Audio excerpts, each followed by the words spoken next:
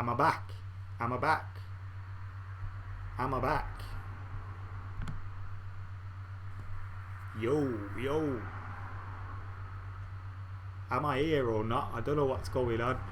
Let me know if I'm here. Yes, I'm back. So yes, guys, I've switched over the signal, so we should have a little bit of a better connection right now.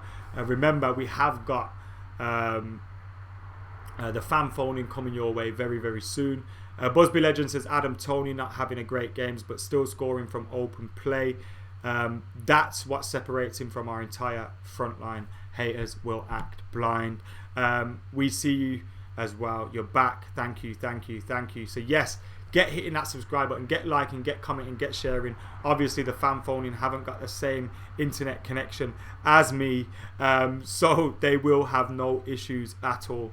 So make sure you keep it locked to Full Time Devils, and if you want to call in, you can call in. All the details will be on the fan phoning, which is coming up very, very soon. But as I said, United today is a missed opportunity, I feel, because you look at it and you think, if we start Fred, if we start Bruno Fernandes, we win this game comfortably. We didn't. We drew it thanks to a bit of Anthony Martial brilliance in the first half. It's great to see him scoring now, scoring regularly. His 14th goal of the season, his second in the week since the winter break. Hopefully that's him back in action and he can keep it up against Watford on Sunday. He came off just after 60 minutes for Odion Ighalo, who came on, showed a few bright touches, showed a few not so great touches. Hopefully we can see more from him when he gets more match fitness under his belt, Odion Ighalo. But the team for me was affected by the changes and the players that didn't take their opportunities today. I thought Brandon Williams was poor, but he's played well recently, so I can give him this game off. Diogo Dalot didn't take his chance today. Juan Mata didn't take his chance today. Jesse Lingard didn't take his chance today. And who's the other one that didn't take his chance today? Andreas Pereira. They were all very, very poor today for Manchester United. The game changed when Fred came on. The game changed when Bruno Fernandes came on. And it showed you what could have been had they started. I understand Oli not starting some of those players though, because of the simple fact that we have got a difficult game coming up at the weekend. Yes, Watford are in the relegation zone, but under Nigel Pearson they're a different team. They beat us in their game at Vicarage Road, so we know they're a handful. So with that being said, we have to expect a difficult game in that one, and we probably rested the likes of Bruno, Fred, Aaron Wan-Bissaka, David De Gea with that in mind. So I totally understand that. The players that came in didn't take their chances, and when you see the Bruno coming on, if he just came on a little bit more earlier, he probably wins the game for us. And it shows you what a fantastic signing is as well, because he can do something that no other players can in this team. He's different gravy is Bruno Fernandes. Thomas Axelson says Anthony Martial is his favourite player. Ahmed says Lingard and Pereira were rubbish. Regnier wants to see us start Ighalo. I'm not surprised Ighalo didn't start today. He's not had much football. He came in from the Chinese Super League having finished a while ago, so because of that he's not been match fit, so he's been trying to catch up. You can understand he only had 2 or 3 minutes against Chelsea at the weekend, on Monday, sorry. So now he's got 25 minutes under his belt. That's about half an hour this week. He'll probably get another few minutes under his belt against Watford and be ready to start, probably by the time Club Brugge come to Old Trafford. Club Brugge coming to Old Trafford is next Thursday, and despite the fact it was a poor performance for the first half from Manchester United, we were comforted by the fact Martial's scoring. We need him to score with Marcus Rashford being out. We need him to be firing. He's got 14 goals now for himself, so he'll be feeling confident. We also 1-1 going into the second leg at Old Trafford. We won a away goal under our belt. We can't complain. We should be getting a result at home against Club Brugge. And also the fact that we rested a lot of players today. 3-4 players got rested. That means that if we strengthen the team up a little bit, we should be beating these lot as well. So there are crumbs of comfort that come from this. The game's still there to be won, but it's a little bit frustrating, and it's a missed opportunity as well. And maybe I feel like Oli probably made one change too many, but before the game I was thinking I can understand all these changes. The only ones that you can really question was Andreasen and Lingard in. You can totally understand those being questioned because they've not been great as of late.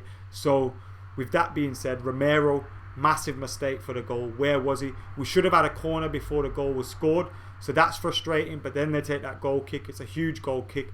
Our shapes all over the place. which was a common theme of the first half. As I said before, Pereira nowhere near Matic. He was pushing forward. We had instead of a 3-4-1-2, we had a 3-3-2-2 or something like that. It was absolutely abysmal shape from Manchester United. And with him pushing forward, then Luke Shaw was pushing forward alongside Matic into midfield. Maguire and Lindelof were getting stretched. We were open. They had pace on the break. It was frustrating to watch in the first half. Martial saved us with a bit of magic, and hopefully now we can go into the next game next week and get a result. United have 7 games in 21 days. People don't understand rotation, says Kay Brennan, and that is a total valid point as well. But the frustrating thing is the players that came in didn't quite take their chances. Anyway, guys, thank you for tuning in. Thank you for watching. Make sure you subscribe and make sure you stay right there as well, because as soon as this finishes, the fan phoning is going to begin. And if you want to get your call on and get your venting or praising or whatever you want to do, then get in touch. My man of the match for United today, Anthony Martial. But if Bruno Fernandes was on for 20 minutes more, he probably would have got a goal and got the man of the match as well. But yeah, let us know your thoughts in the comments below. Sorry about the issues with the lag and all that. Make sure you're keeping it locked to Full Time Devils. And for now, I've been Adam McCullough. Fan cams and fan phoning coming right up. I'm out of here.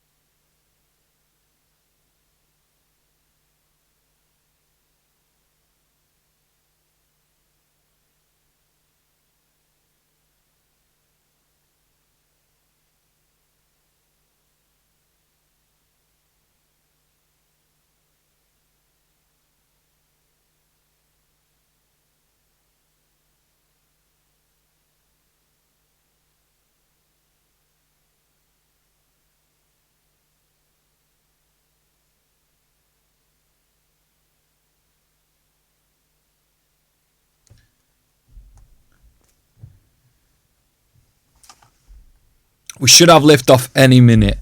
If I can, I'm doing this right, the microphones are live. Okay. Right, okay, 1 second. Let me just put the microphones down.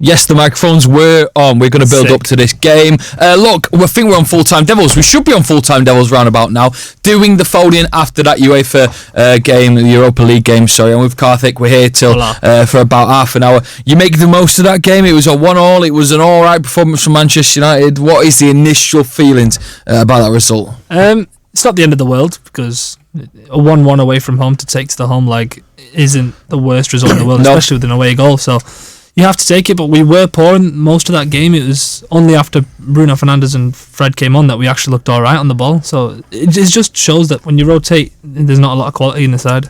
Yeah, indeed. Right, 0345 111 7625. The number should be along the bottom of your screen. We'll be looking at YouTube comments, but please do get in touch yourself. We're going to Divine. It's going to kick things off. How you doing, mate? You alright? Yeah, I'm good. How you doing, mate? Very good to speak to you, mate. It was a 1-1. It wasn't the best United result. What are you making of it, mate? I think in the first majority of the game, I think we played pretty poor, in my opinion. I think the rotation does show that we don't have a lot of quality off the bench, apart from our starting 11. I think Pereira and Matic cannot play in a double pivot together because Pereira just doesn't have what it takes, in my opinion. Yeah, I think you're spot on. Pereira just isn't good enough for us at the minute, and especially in that role he plays. In the 10, I can tolerate him, but when he plays further back, it's just not it. But is that a position you think we should be, signing someone in the summer? 100%. I do think that we should be looking at other midfield options in the summer. I don't know who specifically for that role, but I do think that we should definitely strengthen that in that area. You can see once Fred came on, the midfield looked way more stronger and way more short. Yeah, definitely. I mean, one of the names I've heard thrown around is Saul Niguez from Atletico Madrid. I think he'd be a perfect fit. Yeah. Another player I like in the Premier League is Harry Winks. Now, a lot of people think he's a bit wasteful on the ball. He's not strong enough, but I think he'd be a perfect fit as well. I'm just interested, who would you sign if we were to get someone in that position? Good question. Who would I sign? Maybe, I think Saul Niguez is quite a good option. I know he played for Atletico Madrid. I know he's quite tenacious, aggressive on the ball. I think we need someone Fred that can be able to progress the ball further.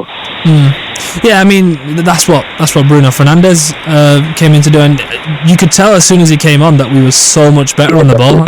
I think that was that one ball for Mata he was just offside for in the second half. That was brilliant. Cheers, Divine, for your call, mate. Kicking things off on today, it's the Full-Time Devils phone in. We're here for about half an hour to get your calls and chat about that game. Whatever you want to chat about United, really. Let's have a go here. James should be on line one, I think. James, are you there? Alright, mate. Yes, mate. What are you laughing at? How you doing, mate? You alright?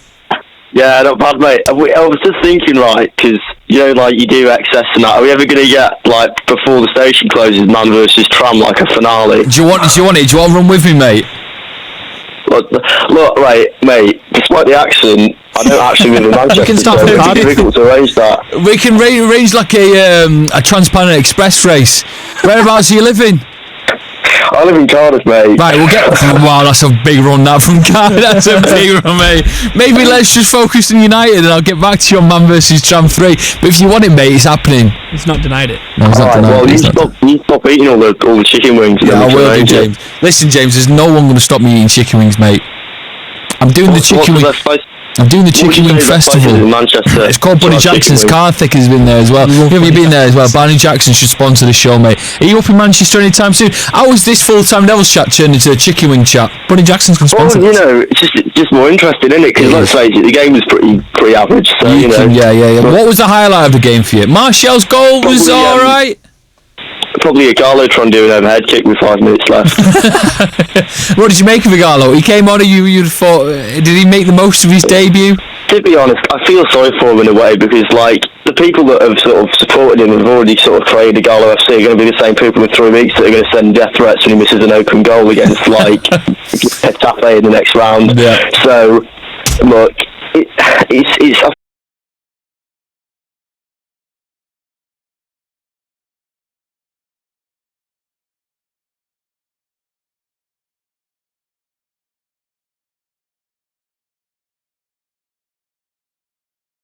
to win it, so may as well play this competition and make the most of it. Yeah, indeed. Good little sort of way of looking at things there, James. I was just wondering about the Premier League and coming up to what we think is the final stretch of the season at the minute now for United to try and get whatever they can salvage from the season. What do you think they can salvage from the season? The thing is, right, the thing that we can salvage is probably out of our control, because if City's financial fair play thing goes all tits up, then we'll get fifth and then we'll qualify for the Champions League, which is crazy, because we don't deserve to qualify for it, but it might happen, which is the sort of mad thing. It might not be a good thing. That actually could save Solskjaer's job, but it could also paper over the cracks, because realistically, we shouldn't be in the Champions League with the squad we've got, and it shouldn't be used to make Woodward and the owners as good people, because they haven't done a good job, which has led to us being in the position we are now and struggling to beat Brugge away from home. Yeah, I mean, you say fifth is possible, but top four is not out of the question yet. I mean, the result on Monday. It isn't, because I don't trust even though everyone around us is shit, if I just don't trust us consistency wise, because we can win. I wouldn't be surprised if we lost on Sunday against Watford, which is really annoying to say because we played so well against Chelsea. But the problem is, we've just got injury. It seems to whenever we get a good run of form, we either get injuries or we just get a bad run of form, or we just can't seem to sort of put a good patch together of us winning games. Because the longest run we've gone on of winning matches consistent with 3 games all season, and that's not going to get us fourth. It's not. And what you mentioned before is papering over the cracks. I'm worried that if a decent top 4 finish or a Europa League finish, or as in winning the thing, it might allow the board to just think everything's alright, and the next season will just go on as normal. We probably won't sign too many big players that we'll need. Is that what your worry is as well? Yeah, because we need investment at the end of the day, and if we get top 4, my worry is that the board will go, so we've got Champions League football, we don't need to buy players. And realistically, even this summer, 3 players wasn't enough. Even though we've added Bruno Fernandes, we still need a decent striker. We probably could do with another centre-back, we probably could do with another full-back, probably do with 4 or 5 players and get rid of another 3 or 4, but I just can't see that happening. With Champions League football, it's going to be difficult for Solskjaer to try and sort of get the owners and Woodward to give him more money, because it's just not going to happen. Champions League football, the squad's good enough, because ultimately to them, all they care about is getting Champions League football, and we've seen that post-Ferguson. That's the sort of glass ceiling this football club, which is a bit of a shame.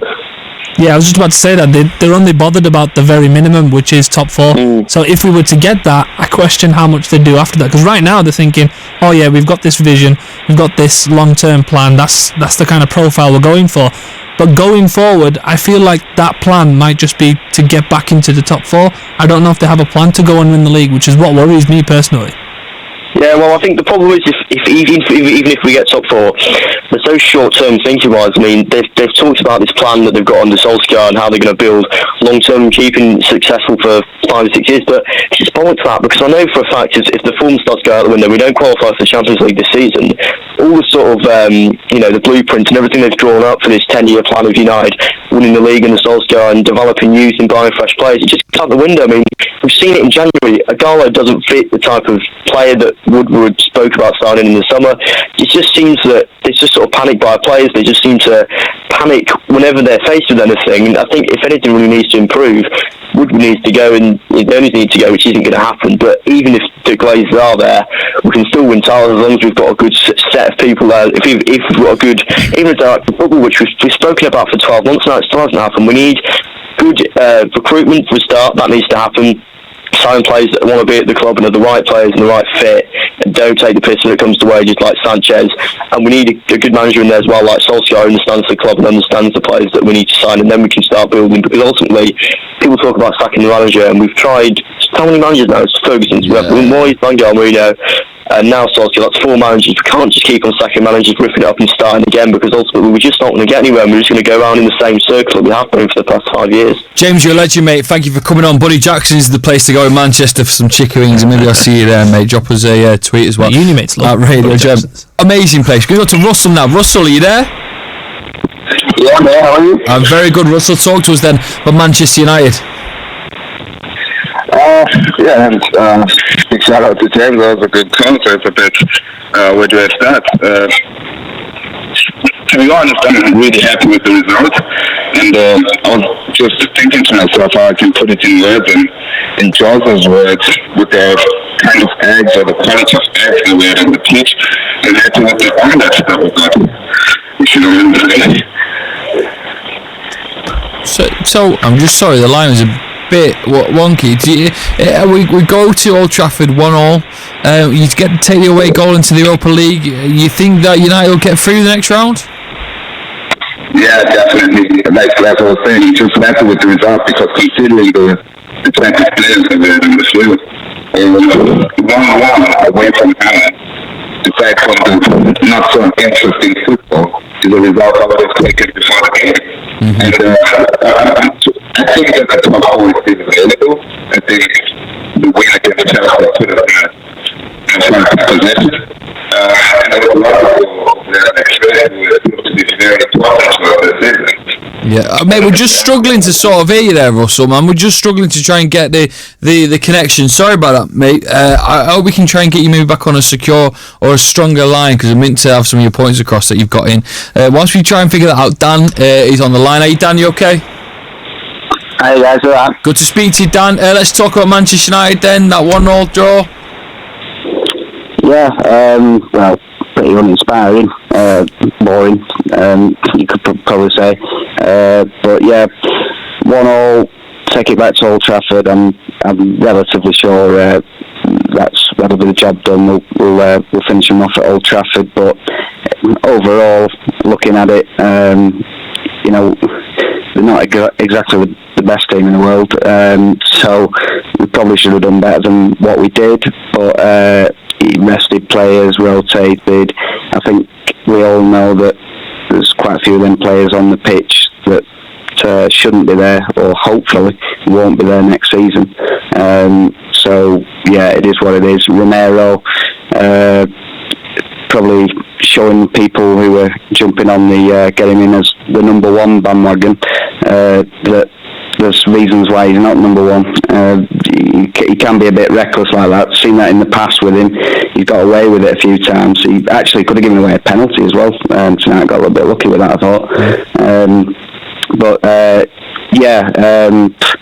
I'm not so sure about if going forward the sort of two left backs on the same side. It speaks volumes to what's happened over United in the recent years. But it's like strange. It's like these two left backs, because basically we haven't got wingers, and everybody wants to play on the left. If United was a ship, we'd have sunk by now, because we'd have tipped over. Every single player. I mean, obviously today you had Shaw, Williams, Matic prefers to come sort of over to the left. Martial prefers to sort of operate towards the left. Even Lingard, he kind of drifts more to the left than the right. So when you start adding up all them players, it's no wonder. I mean, Delos, he didn't have a great game, and people have been on about him. But to be fair, whoever gets stuck out on that right-hand side gets left with the ball and nobody near him. And it's just like, go on, take on three players and put it in the net for us. It's just, we're so left-sided, it's unbelievable. And not that Pogba matters, because he's going to be leaving anyway, but add in Pogba, that's again, it's like left side, everything's on the left side. I mean, when's the last, I'm struggling to remember when we actually had somebody, a right winger, to probably, I don't know, a long time ago now. Yeah, a long time ago. You'd wish for them back, wouldn't you? You really would. So Dan, I mean, I'm looking down at what's happening in Europa League, and there is a lot going on in terms of Inter Milan getting results. You got Wolves getting results. Arsenal still 0-0. Celtic in this. There's competition from Seville, Frankfurt. You've got a lot of teams there who are better than Bruges and could actually, we were talking about Europa League being something we could win. I don't know. That wasn't a winning team.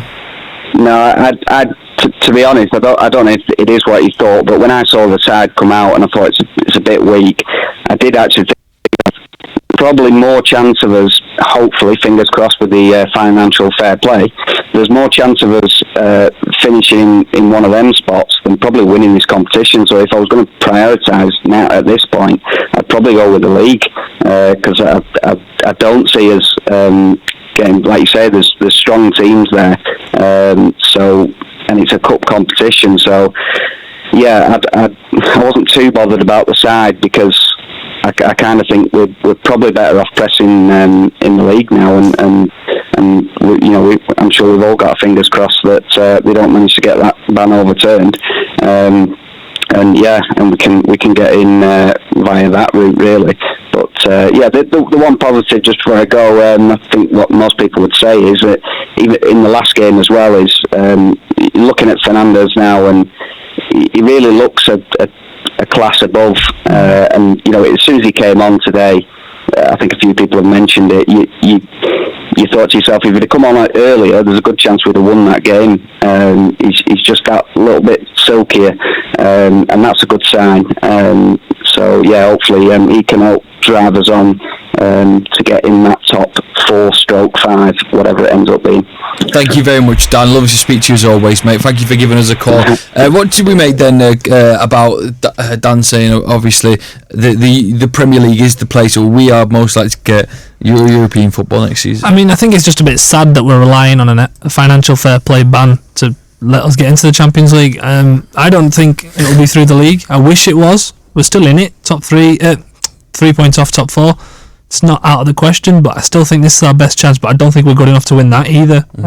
It just depends what kind of team he puts out in these games. And as much as we say we were bad tonight, they were quite good as well. Yeah. And there are better teams than them in this tournament, so who knows what happens. It's just a bit worrying. Give us a call, 0345 111 7625. The number is along the bottom of the screen. Be wonderful to have a chat with you before we say goodbye, and we let Gaz, who's over in doing the fan cams, come and speak to the United fans leaving the ground tonight about that 1-1. So it's time for you to have your say if you're not there with Gaz. We're going to go back to Russell. Hopefully, Russell, we got you loud and clear now, mate.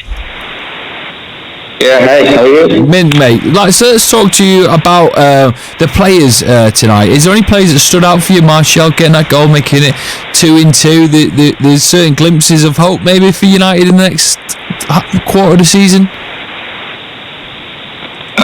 Well, I was going to talk about Martial, but not necessarily as stood out for me, because definitely I do think he's a very good player, and maybe sort of what's the English word, not the English word, but basically because he's just that good, people expect him to pull out these every game he plays. And I was getting money from myself because he was getting this performance, he wasn't necessarily playing well, but touch was off.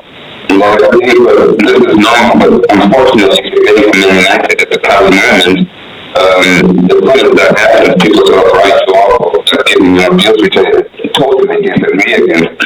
And then when he score goals right now, Russell, mate, we can't make any words out. I'm so sorry, mate. Russell, mate, we can't make anything. Unfortunately, we just couldn't hear you. Maybe if you put your comments into the comment section, I can read them out, mate. There's just something wrong with it. Sorry, man. It sounded like you were in a chamber. I hope you're all right. I know what your opinions you're trying to get through then as well. So sorry about that. We meant to read them out if you just let us know on the comment section. We are looking for callers, 0345 111 7625. Come and give us a call before we wrap up things here tonight. Be mint to have a chat with you. So going forward then, Premier League action in the weekend, you see United getting 3 points? It's the Igalo derby, isn't it? It's the Igalo derby. Watford, obviously, the team that, could trip up United. These are the games that you see happen all the time. You go away to Chelsea, you win 2-0, and then you go away and you face Watford and you get beat. Yeah, I mean they've already beaten us already, didn't they? Away from home, but you should be expecting us to win at home. I don't think it'll be easy. I think it'll be one of those tough games, especially with someone like Troy Deeney up front. He'll give us nightmares at the back. It'll be a scrappy affair, and I could see it being a 1-0. I just hope Igalo gets more game time because he seems all right when he came on. It's an aerial presence. He gives us something different. And I'm getting sort of Falcao vibes off him, where I just want him to score every time he's on the pitch, and it's just one of them. Let's try and get some of your comments in. Maybe man of the match for today, and let's have a look at who you want to you see starting for Manchester United. What would you say about that then? You starting 11 for United. Do you get, obviously Fernandes in there, but is Igalo in there? Do you give the man an opportunity to start? Yeah, I think we should go back to the 4-2-3-1 because I've said from the start this 3-5-2 it doesn't work with the personnel we're using at the minute. So I'd go 4-2-3-1. Keep Williams in the side. Bruno start, maybe Martial on the left, Igalo up front, and then maybe Mason if he's fit, or James on the right, something like that with Fred. And if McTominay's fit, maybe he starts. I don't know, but I'd like to see that. Who would you like to see in your starting 11? Get in touch, 0345 111 7625. Sort of the way it's going at the minute is sadly no one's getting in touch and giving us a call. I tell you that's why, is because, well, bit of a dampener, and it sort of brings to life what's happening at Manchester United at the minute. The dullness of what we saw today, or 1-1 when you get an away goal, it sort of represents how we feel. We aren't going on Twitter, we aren't really singing anyone's praises, we aren't really jumping to the manager's joy and saying he did very well. We're sat here a bit miserable thinking, well, that was fucking shit. So I can get why no one's giving us a bell. But 0345 111 7625. Give us a call in a couple of minutes. Be mint to have a chat with you. Otherwise, we'll just drive each other mad, won't we? Looking at the system that he's playing with the 5 at the back, he seems to be enjoying it. It's Marmite for a lot of United fans, I think. What would you make of it? I think he's only using it because we don't have a lot of midfielders fit, because we have a lot of defenders, just not enough midfielders, and the only midfielders we have are number 10s, Pereira and Lingard. Yeah. So I think he's being forced into it. So hopefully when people come back fit, we'll see a change. And I think in the long term, if we make signings, that's what he wants to go with, a 4-2-3-1. or a 4-3-3, which is what I prefer to see. I don't know what everyone else thinks, but yeah, we're trying to get some. A lot of people with the Ollie in or Ollie out debate. I want to put my opinion across because none of you fuckers are calling. I'm just going to say that I think Ollie will be Manchester United manager for the end of the season. I think even right now, if we went on an unbelievable losing streak, I don't believe that they would push him out at this stage of the season. I just think that he's got that role now till May until we wrap things up.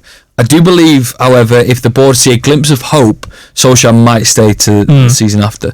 Although, if we finish badly and the Europa League doesn't go our way and we finish a bit down in the low in the table, there is then that plan that I think that they'll imply, which will probably bring in a new manager. And we all maybe think that. This is just my opinion, by the way. That's when you'll see the names that have been floated about, the Pochettinos of the world, coming up and maybe taking over Manchester United in the summer. I do think, though, the board, being the board that we love to hate, will give Ollie the chance to do something next season if there is a slight bit of hope in what he does at the back end of this season with the players that he's brought in. Let's just say Gallo just does something unbelievable, 15 goals, etc. That's how I see it. I see if there's a glimmer of hope, Ollie will stay next season. If there's a poor performance and it is a bad way of finishing, I'm not saying he will get sacked, Ollie. I might think he might be moving upwards in the Premier League because in the United squad, because if you look at the signings he's made, they are some quite good signings. Wan-Bissaka and Daniel James, it could be really good signings. He could fit that sort of director of football role really well if because the tactics he's implying at the minute aren't the best. He's not getting the best out of players. He's not getting the fight out of players. But yeah, some of the signings he's made have been all right. And listen, at this stage as a United fan, you take anyone in that role rather than that man deciding who's going to be signing players, etc. That's my opinion on the matter, because a lot of people saying Ollie in, Ollie out here. Is there anything I've said that shines light? Or I mean, you make a point with the director of football thing in terms of we need someone other than whoever's in charge of it now. Yeah. The thing is, when we're looking for one, that's not the role he wants to bring in. He wants a yes man, and that's not what we need right now. And we need. But Ollie is his yes man in a weird way. But yeah, I get you. Yeah. But to be a technical director, you need to have certain contact. I mean, Steve said it on the channel multiple times. It's like a football agent, but it's not. You need to have certain contacts when you're negotiating, and Ollie doesn't have that because he's not that kind of a role. In terms of whether he stays till the end of the season, I think he does. But if we do get Champions League football, I think it'll be interesting to see whether the board sticks or twists, because then they have a decision to make going, right, we've got here. Do we then sack him and get someone and try and push on, or do we stick with what he's doing and see what happens? It'll be really interesting to see what they do, because I have a strange feeling if we get top four, they'll just bin him and they'll get in Poch. I think if we stay out of top four, they'll give him another year. And I know that's some weird kind of logic. It's kind of the opposite. I get what you're saying. I think that's what they'll do. There is no logic when it comes to running Manchester United. Listen, we go again. We go again on the weekend against Watford. Get your predictions in. It's been wonderful to have some time here. Listen, I just feel like the mood about United is alright at the minute. The fan channels, hopefully you'll be sticking around to watch what the fans thought when they're in Bruges, and you'll let your opinions known. But right now it's a bit of a miserable time to be a United fan, and we've started, Karthik, with us just having it, haven't we? Yeah. But I want to thank you very much, and we'll come on soon and we'll have a chat, and maybe we win for fucking once. I've been Joe Mcgrath. I've been loved spending time with you. Make sure you subscribe to Full Time Devils. I'm going to get off now. It's been mint to speak to you. I'll see you in a bit. Everyone wave like that. Bye. Bye-bye.